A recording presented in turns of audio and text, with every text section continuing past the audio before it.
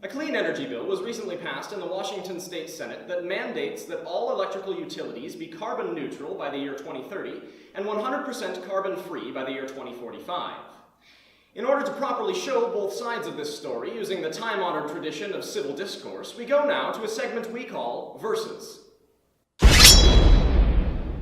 Hello, I'm Sebastian Pedersen and this is Halima Mughal. Tonight I will be taking the anti-bill side and Halima will be taking the pro-bill side. Halima, the very fact that you believe that an entire state could run on 100% clean energy shows that you are far more suited to be a simple farmhand than a political correspondent.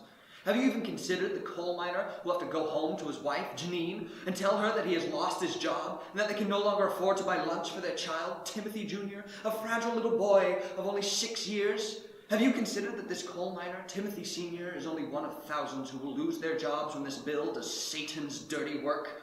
Have you considered that this bill will significantly raise the prices of electrical utilities, forcing Timothy Sr.'s family to sell their now far too expensive fridge and keep their meat and cheese cool in a box of ice outside their small rural house like Neanderthals? Do you see, O thick-skulled parasite, that there is no hope left for the many working men and women of our society, now that this bill has passed and ripped their livelihoods from their bare, calloused hands?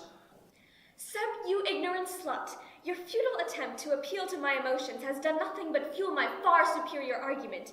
I'm afraid that the loss of your good friend Timothy Sr.'s job as a coal miner is completely inconsequential in the grand scheme of things, as once the bill is passed by the House, thousands more clean energy jobs will be created to replace the jobs lost in the failing and hazardous coal industry. In fact, Timothy might find a far safer and more fulfilling job in clean energy. Perhaps then Timothy will be able to afford his refrigerator and little Timothy Jr.'s lunches without contracting black lung.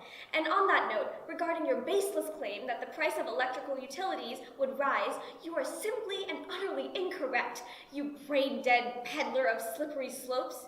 In 2006, a similar bill was passed, and a similarly idiotic argument was made that it would increase the price of utilities. It did not.